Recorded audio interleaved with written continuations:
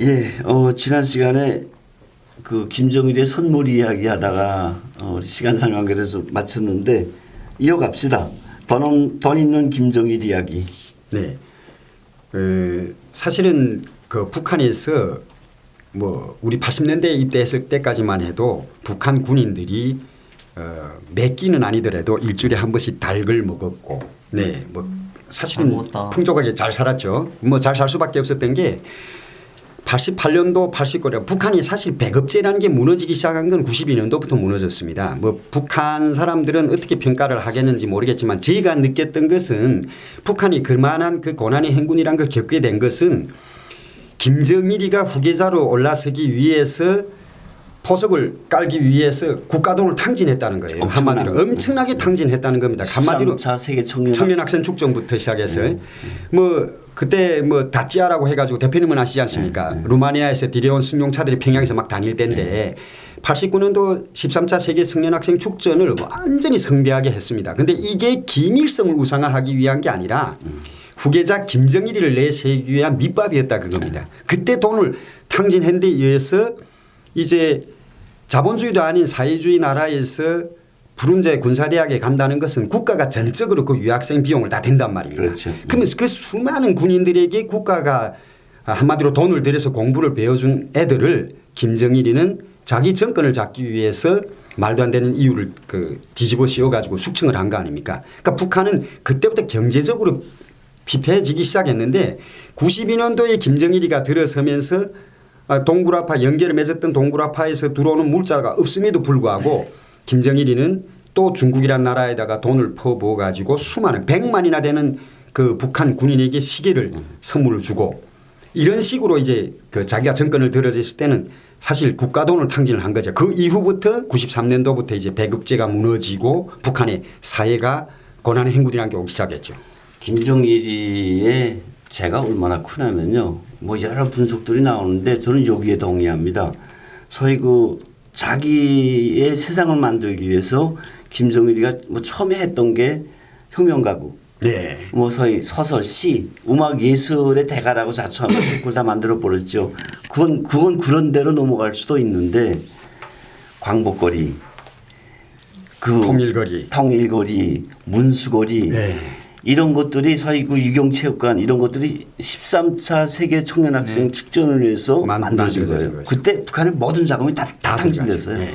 정말 다 탕진돼서 완전 없애버리고 사실 번듯하게 세상 사람들이 보라고 번듯하게 축전을 했죠. 네. 우리 임시경 씨도 가서 아주 그냥 난리를 쳤죠. 정말 현란하게 했죠. 현란하게. 근데 그거 하고 나서부터 이제 말한 것처럼 최고사령관 되자니까 군부의 벤츠 그리고 루마니아 그 다찌아 차 온갖 차 그리고 아니 생각을 해보세요. 100만 명에게 선물 시계 어마어마하죠. 어마어마한 진짜 거죠. 정말 어마어마한 거죠. 그런 거 탕진해 버리는 김정일 그리고 그 이후에 최고사령관이 감투를 뒤집어 쓰고 그리고 이제 또 그 한계 급식 다 올려주죠. 또 네. 이제 북한군 역사상 아마 초유의 사태일 거예요. 네.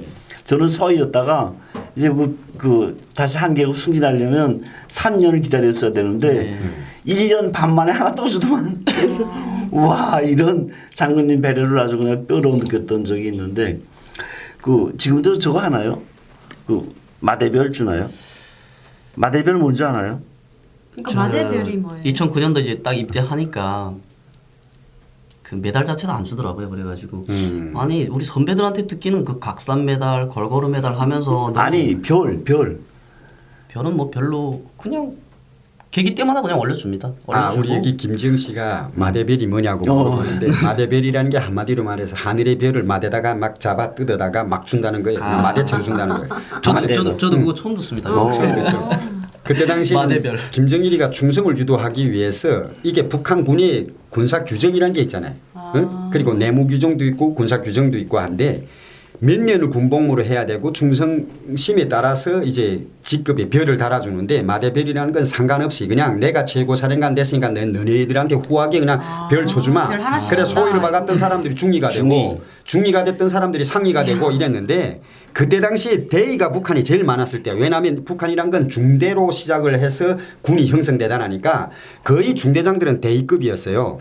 그런데 이제 한계급 승진시키다 나니까 소자가 돼버린 거예요. 그래서 인민군 안에서 무슨 소문 돌았냐면 돌을 하늘에다 던지면 제일 많이 맞는 사람들이 소자라 그랬어요. 그거는 들었어요. 바라소자. 바라소자. 그래서 그게 마대별이라는 말이나 바라소자란 말이나 그냥 똑같은 얘기예요. 네. 이게 지금 그냥 우리가 형상적으로 하는 말이 아니에요.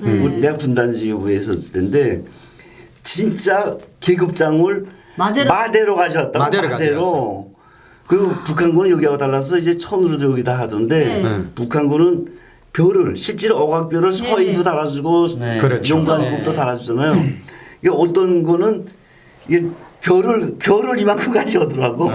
그래서 이렇게 하나씩 붙여주고. 이게 마대별이라고. 모든 계급을 다 일시에 한 계급씩 올려줬지. 김정일이가 이렇게 엄청난 야박군이에요. 이게 야. 자, 우리 이어갑시다.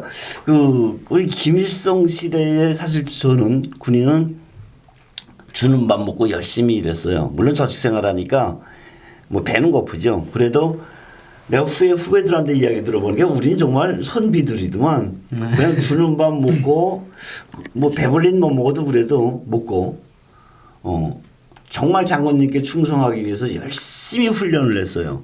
물론 도덕질은 좀 했지만 그 이야기를 좀 후에 미루고 그리고 김정일 시대 때도 아마 그렇게 열심히 일하지 않았나요? 뭐 좀 있었나요? 네, 사실은 대표님은 이제 김일성 시대에 군복무를 하시지 않았습니까? 물론 김정일 시대도 대표님 계셨고 김정일을 우상화하는데 솔직히 말하면 대표님의 그 수고도 많지 않습니까? 뭐 작품도 쓰셨고. 근데 저는 김정은 시대까지는 오지 못해도 저는 김일성 시대 그리고 김정일 시대 고난의 행군 때도 저는 군복무를 했거든요. 그러니까 잘 사던 시절에 군복무를 하면서 이제 못 살던 시절을 넘어갈 때까지 군복무를 했어요. 그러니까 예를 들어서 처음에 88년도에 군에 입대했을 때는 돼지고기, 계란, 닭 이런 걸 먹던 사람이 이제 92년도에 들어가서 94년도부터 고난의 행군 겪으면서 인민군이 죽을 먹는 시절까지 저는 다 경험을 해봤던 거예요. 예. 그런데 이제 그런 경험을 해보면서 느낀 게 뭐냐면 김정일이는 사실은 참 북한 사람들에게 자기 그 어떤 직위와 그리고 그 남용하기 위해서 정말 북한 사람들을 가혹하게 만들었구나. 그건 저는 벌써 그때 느꼈습니다. 정말 고난의 시기를 만들어낸 장본인인 거죠. 가장 중요한 장본인이 김정일인 거죠. 저희 아까 전에도 말씀했듯이 저희 마을이 이제 추방지지 않습니까? 추방지면 이제 1950년도 때 이제 평양시 위수사령관 하시던 분도 있고 김일성이 이제 책임부관 하다가 이제 혁명한 일은 집에 가보면 이제 장군복 걸어놓고 김일성이 이제 허가를 해서 초상화 원래는 김일성, 김정일이 외에는 못 걸지 않습니까? 그만한 사이즈의 초상화를. 근데 그 사람만은 겁니다. 그래서 초상화 밑에다 자기 초상화를 갖다 걸 수 있는 그런 허가도 다 받았어요. 그런 사람이 많이 있는데. 추방했는데 그런 거 한다고요? 네. 근데 그 사람이 이제 얘기하는 게 그러시더라고요. 나 그 사람 말이 맞다고 봐요. 지금 와서 보니까. 아버지 대 벌어놓고 아들이 때려먹고 손자는 구걸한다. 이 말을 그때 나 어릴 적부터 들었어요. 근데 오늘을 내가 보고 얘기하지 않았나. 네, 그런 생각도 추방 당할 만한 사람이고. 그렇죠. 그 뭐 회고록에도 막 나오고 그 사람은. 네, 지금은 제가 학교 졸업할 때 이제 돌아가셨는데 아는 것도 많고 김책의 책임부관 할 때는 김책이 죽을 때도 옆에 있던 사람입니다. 김책이 김일성이 죽었을 때 금고를 여니까 이제 한 장의 사진 나왔다. 맞아요. 네, 이거는 거짓말이고요. 그 사진이 어떻게 됐냐면 그 사람이 그 사진을 보관하고 있었습니다. 김일성이 사진 없었어요. 김책이한테만 있었는데 김책 사진을 보관하고 있다. 김책이 차에서 떨어져 죽으면서 전선시 찰나 갔다 오다 이제 철교에서 떨어져 사상으로 죽지 않았습니까? 죽으면서 그 사진을 맡긴 거예요. 근데 그걸 아버지가 계속 가지고 있었어요. 갑오처럼. 근데 아들이 이제 술을 많이 먹다 나니까 그걸 남발. 쫓겨나올 때 이제 그 배낭에다 사진을 넣고 오다가 술 먹고 잤어요. 잔데 어느 이제 방랑객이 가다가 이제 그 가방을 채간 거예요. 채가서 이제 열어봤는데 아니 김일성이하고 김책이 사진 있어요. 이걸. 그러니까 무서우니까 이거를 보안소 문 앞에다가 싹 놓고 나는 거예요. 그래서 그때 사진이 그래서 나왔습니다. 아 그걸 결국은 북한에서는 예, 그 아주 금고에서 뭐 열어서 꺼냈다. 어, 우리 김지영 씨가 바라봤을 때 그러니까 북한 군인들을 뭐 옆에서 바라보잖아요. 그 어때 무슨 특징 차이 이런 게 있나요? 예를 들면 김일성 시대하고 우리가 구획을 지어서 그런지 뭐 특별히 구획은 뭐 북한에서는 못 보잖아요. 그렇죠. 근데 지금 생각해 봤을 때 김일성, 김정일, 김정은 뭐 어떤 차이가 있나요? 그 김일성 때 제가 13살 때 김일성이가 죽었거든요. 그래서 그 전에 저희 아빠 세대, 그러니까 아버지 친구분들이 항상 그 김일성 시대 군복무 하셨던 분들, 그분들은 집에 와서 술 한 잔 마시면서 그 군 생활을 말할 때는 너무 긍지스럽게 야, 우리가 그때 진짜 언땅에 배를 붙이고 이런 이야기, 항상 그런 이야기만 했었거든요. 그러다 저희가 커서 김정일 최고 사령관 때는 저희가 제가 한창 이제 17, 18 돼가지고 그렇지. 군대 오빠들한테 위문 편지 쓰고 막 이럴 때거든요. 그러면 그때 봤던 군대 오빠들은 돈을 막 너무 좋아하는 군대 오빠들, 네, 그러니까 돈의 맛을 아는 군대들, 네, 그때 이제 제대되면서 아니면 입당하기 위해서 돈이 필요했던 군대들, 그렇지. 메달을 타기 돈이 위해서 통할 때로구나. 돈이 네. 필요했던 군대들. 그리고 제가 김정은 이 정권이 올라서기 전부터 또 2, 3년부터 군부에서 샛별 장군에 대한 그 우상화를 먼저 쫙 시켰더라고요. 그래서 그 식당에 또 군인들이 막 이제 와서 그때 겪었던 군대들은 거의 사회 사람들보다 더 반동적인 군대들. 어떤 게 있었냐면 김정은을 우상화하기 위해서 김정은은 자기 출신 성분을 감추고 군복무를 했다. 그래서 분대장하고 같이 도적질도 나가고 골모도 봤다. 이렇게 군 생활을 안다.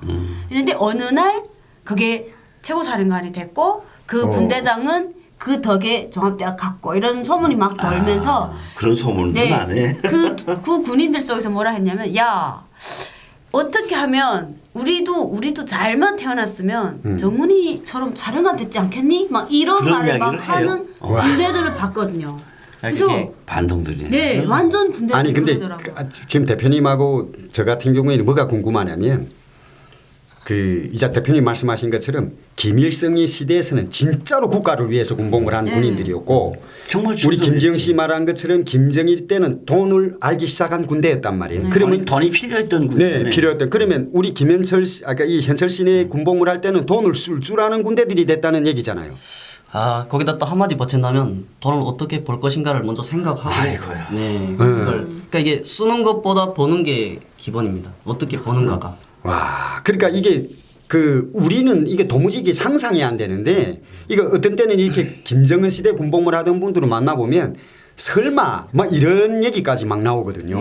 우리 때는 그런 걸 생각도 못했죠. 오직 뭐 대표님 시절에는 진짜 충성심. 조국가인민을 위해서 조국가인민. 총선을 돈이라는 걸 모르. 그냥 오직 우리 국가를 위해서 열심히 일하면 조선노동당에 입당을 하고 좋은 대학에 갈 것이다. 근데 우리 때는 또 어떻게 생각했냐면 국가를 위해서 열심히 군사복무를 하는데 여기에 돈이 꼭 뒷받침이 돼야만이 대학도 갈 수 있고 노동당에 입당할 수 있다 이거란 말이에요. 그게 군인 때 그랬어요. 네, 진짜로. 우리 때부터는 그랬습니다. 지금 군인들은 근데 지금 군인들은 돈을 번다며. 네, 버는 돈을 거야. 버는 군인이라니까 이게 참 기가 돈을 막. 벌었던 이야기부터 합시다. 벌기에 앞서 이제 한마디 한다면 아까 말씀했듯이 그 김정은이의 이제 군복무 연한이라든 군복무 생활이라든가 이건데 그게 유대성에 나옵니다. 예, 그 자료의 강연 자료에 나오는 게 뭐냐면 강원도 오군단 철원 지역에서 이제 하전사 생활 3년 했고 그리고 하자마자 김일성 군사종합대학 대학에. 허병과 졸업했고 예, 그런 썰도 많습니다. 썰이 아니건 그냥 강연 자료를 우리한테 내려오는 겁니다. 내려오는데 우리도 네. 봤어요. 이 수입 이거 입수해서 봤는데 그걸 어떤 군인들이 그렇게 말하는 걸 들었대. 예. 현철 씨는 그거 믿어요? 그거 믿었어요? 저는 믿질 않습니다. 그걸. 왜? 그냥 한 번씩 경험하느라고 내려가서 며칠간의 그냥 군부 시찰식으로 가서 한번 어떤 데인가 한번 볼 수는 있겠다고 생각하지만 3년 동안 이제 거기 가서 군사복무를 했다는 거는 증거도 없고 그 한 개 중대라면 그래도 100명이 넘지 않습니까? 아니 현철 씨 그게 지금 여기 와서 하는 얘기가 말고 현철 씨가 북한에 있을 때 그걸 안 믿었다고. 안 믿습니다. 그러니까 저뿐이 현철 아니고 씨만 그런 게 아니라 다른 분들도 안 믿는다는 얘기죠. 전 군이 안 믿습니다. 왜냐하면 김정은이가 전 군이 안 믿는다고? 예, 2008년도 안 믿죠 그거 믿는 사람 하나도 없어. 아니 나온 것 자체가 2008년도부터 이름이 나오고 2009년도 9월인가 10월에 이제 당대표자 하면서 조선인민군 대장 그렇죠. 취급받고 맞아요. 최고사령관 그 후계자로 나왔거든요. 나왔다가 다음에 11년도 7월 30일 날에 조선인민군 원수 칭호됩니다 이제. 그러니까 이제 6개월 만에 별이 갑작스레 올라간 거예요. 그때부터 아 저게 후계자고 나왔는데 우리 때는요 후계자면 어쨌다고 별로 관심이 없습니다 그게. 김정일처럼 후계 수 없다 하나도 안 한 것 같아요. 네, 후계 수업 갑자기 발표만 했구만 그냥. 네, 영도자 수업을 2년밖에 못 받았다고 저희는 알아요. 영도 수업을 원래 받으려면 10년 이상은 받아야 한다는. 그렇죠. 같이 다니면서 군부, 경제부문 여러 부문 다 다니면서 이제 그거에 대한 걸 다 이제 본인이 느껴보고 또 조직도 해보고 하면서 경험을 쌓아야 되지 않습니까? 그래도 한나라 대통령인데. 근데 2008년에 등장해가지고 2010년도에 바로 최고사령관 되고 다음에 원수 칭호 받고 후계자 되는 겁니다. 11년도 죽다 나니까 12년도에 국가 권력을 다 틀어진 거고. 근데 후계 북한에서 사회 선전부 활동이 아주 중요한 역할을 하는데 그런 것들을 김정일처럼 자기가 혹은 옆에서 해줘야 되는데 시간적으로도 없었고 내가 볼 때 김정일이 자체가 후계자를 누구 택할 것인가 많이 고민했던 것 같아요. 아, 그 북한에서 어떤 소문이 돌았냐면 김일성이는 너무 권력을 빨리 아들한테 넘겨줘가지고 그 아들 손에 천대받다 죽었다 그러고. 맞지? 그거를 겪은 자기가 직접 아버지를 그렇게 고생시키고 못 살게 그랬던 김정일이는 자기가 이렇게 천대받고 죽기 싫어서 후계자를 계속 미루다가 갑자기 죽게 됐다. 그래서 갑자기 김정은이가 이렇게 되면서 이 후계 구도에서 완전히 이제 분란이 일어났다고 이런. 김정은을 안 믿었다는 말도 일리가 있네요. 원래 제가 알기로는 저희 부대가 이제 그 특가권 설려다니까 중앙당 안에서 많이 일하지 않습니까 저희가. 그러면 중앙당 가장이라든가 부장급까지는 못 만납니다. 왜냐하면 부장급부터는 허위 대상이기 때문에 저희가 군접 가까이까지 가려고 하면 이제 경호원들이 총으로 깝니다 그냥. 다가서지 못하게 합니다. 근데 가장급, 지도원급은 사무원급이니까 저희하고 같이 이제 담배도 한 대 피고 뭐 중앙당의 이모저모에 대해서 얘기는 많이 하는데 처음에 원래 후계자 추천은 김정남이었습니다. 김정남이었는데 김정남이가 2008년도에 그 무슨 죄인지 얘기를 안 합니다. 자기네들이 지금 목 나가라고 하는 이야기니까. 그러니까 김정남이가 2008년에 출국하니까 후계자 문제 없었는 거. 그 가장 중요한 계기점이 뭐냐면 2008년도에 김정일이가 내열전 왔습니다. 맞아요. 그렇지. 내열전 와서 그때 병상에 놓여 있는 상황에서 이제 장성택이한테 모든 걸 이행했고 군은 총참모장한다는 이용호한테 모든 권력을 다 넘겨줬습니다.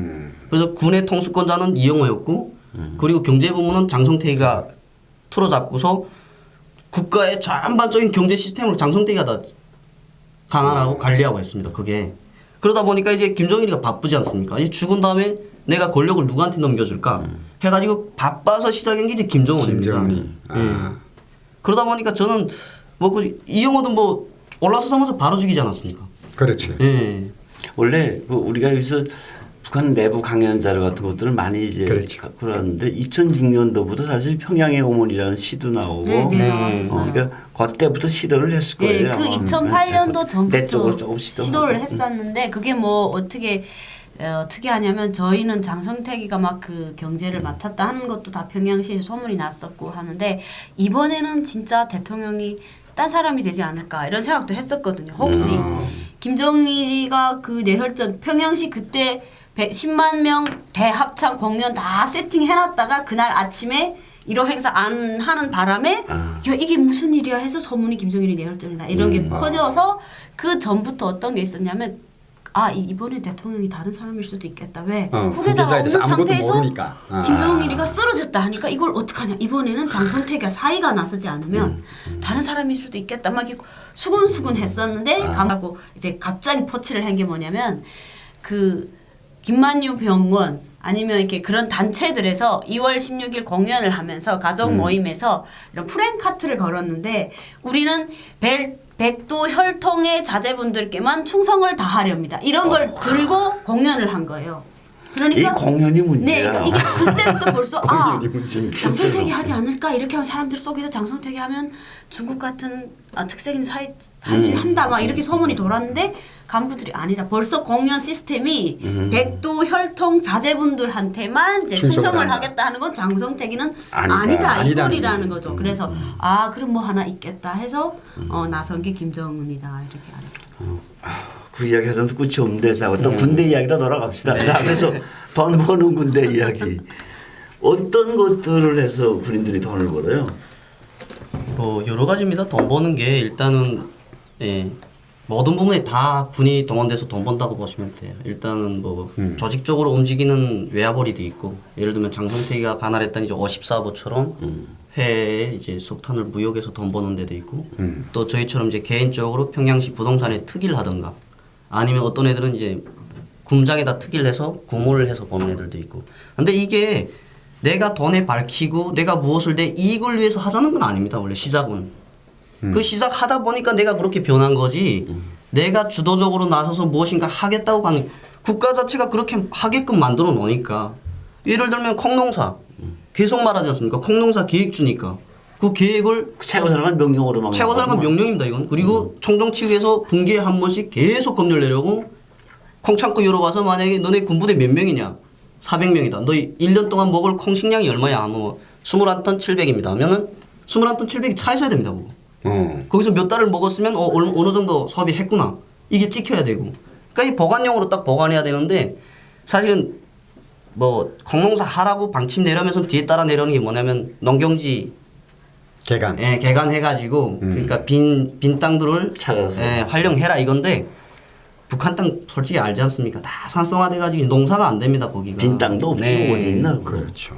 그러니까 그게 안 되니까 외화가지고 사야 되지 않습니까? 콩을. 그러니까 군인들 보고 처음에는 시작은 어떻게 했냐면 야 나 너 집 가서 한 달 정도 휴가 줄 거니까 너 올라올 때 콩 100kg만 가져라. 처음에는 이제 이게 일반 부대도 다 예. 똑같은 시구 부대만 아니에요. 우리만 아닙니다. 이게 전반적인 그 현실이니까 처음에는 보냅니다. 이제 처음에는 가서 작업반장 아들이라든가 아니면 뭐 땅이 많아서 농사를 잘 짓는 지방에 계시는 지방에 이제 부모들 계시면은 내려가서 콩을 이제 100kg씩 올려놓은 병사들이 있었습니다. 처음에는. 근데 장교들도 이거 시키다 보니까 좀 더 올려야 되겠다. 왜냐면 군복무가 너무 힘드니까 이것 자체도 이제 경쟁이 되는 거죠. 내가 가겠습니다. 손 계속 드는 거예요. 너무 힘드니까. 그 보내다 보니까 이게 아니라고 하는 게 콩 100kg에서부터 이제 올려야 되겠다 해서 월에 100달러다. 외화를 이제 때리는 거예요. 그러니까 저는 한 달 동안 시간 주십시오 하면 나가서 제 기술 가지고 나가서 부동산에 가서 돈을 벌어서 100달러만 얻는 거예요. 부동산이가 돈 번다는 게 그게 무슨 얘기야? 이 친구가 측지를 했더라고. 건설부대 측지. 네. 측량. 식량. 근데 북한에 부동산이 없잖아요. 이게 부동산이라고 이제 공공연히 써놓고 하는 데는 없습니다. 근데 그냥 우리가 흔히 너는 뭐 하냐 하면은 우린 부동산 합니다. 이렇게 얘기하는데 남한하고 북한하고 부동산이라는 말 자체 용어가 좀 용어가 틀려요. 다르지. 네. 어쨌든. 우리는 부동산 하면 땅에다 땅을 사고 투자하고 집을 짓고 파는 것까지 부동산이라고 합니다. 북한에서. 네. 그걸 부동산업 한다고 하는데 여긴 좀 다르더라고요. 뭐 그러니까 현철신이는 그러면 예를 들어서 네. 측량을 해주고 네. 그러니까 집을 내가 요 터에다가 내 집을 짓겠다. 근데 너가 여기서 측량을 해서 요거 설계까지 해서 해달라. 그러면 일체 자재부터 시작해서 그걸 다 현철신이가 돼가지고 집을 지어준다는 얘기잖아. 처음에는 저는 그렇게 시작 안 했고요. 처음에는 제가 충양원이니까 기술이 있으니까 이제 기계만 하나 가지고 나갑니다. 나가서 어느 건설업체 갑니다. 평양에 무슨 뭐 롱라건설 무슨 건설 많은데 많죠. 얘네는 일반 개인 건설업자들이지 사실은 이런 큰 이런 회사 같은 건물 짓는다. 종합적인 설계가 나왔다 했을 때 이거를 보고 지도할 사람이 없어요. 지도해야만 이 사람들은 합니다. 미장할 줄들은 다 알고 무슨 뭐 몰딩 잡을 줄도 아는데 설계를 보고 이거 어디서부터 시작해야 돼 이걸 몰라요. 기준점도 모르고 그리고 뭐 수준이 얼마로 하라면 이 수준을 어디서 가져와야 되냐. 평양시라는 것도 한국하고 달라가지고 여기는 자유자재로 건물들 막 올라가지 않습니까? 평양은 이제 설계를 하나 뽑자면 도시 미화 건축이라고 봅니다. 그렇죠. 미화라는 게 뭐냐면 그 도시의 그 아름다움을. 예, 규모 이런 걸 다 보기 때문에 규격 도시를 하면 서울도 도시를 하려면 건설하려면 설계도를 다 해가지고 공모해가지고 잘된 것도 그렇죠. 대표님 저는 서울도- 와봤는데 전혀 그런 것 같지 않습니다. 아니 그건 아니에요. 이게 서울도 그러니까 이 남한도 규제라는 게 있어요. 내가 이 건물을 짓겠다 해서 설계를 넣었는데 국가에서 이제 딱 봤을 때는 이게 도시미아에 아니면 그 항공이 그 어떤 지장을 준다거나 하면 그 다 규제는 있는데 내가 가장 궁금한 게 우리 이제 지금 그 대표님 시절에는 오직 충성. 네, 충성. 그 우리 때는 그 우리 때까지만 해도 충성 인민군 있었죠. 충성 네. 있고 인민군 규정 생활을 하고 이건데 우리는 그 핸드폰이라는 걸 모르던 시절에 군복무를 했잖아요. 네. 그러니까 저는 제가 가장 궁금한 게 왜 이게 가장 궁금하냐면 군복무를 10년을 하면서 제가 편지를 북한에서는 이게 우리가 소통이 잘 안 되니까 네. 편지를 한 번 보내기만 하면 그 편지가 한 달 보름 만에 집에 가는 거예요. 그 궁금한 이야기 네. 다음 시간에 이어가도록 하겠습니다. 수고하셨습니다. 네, 수고하셨습니다. 수고하셨습니다.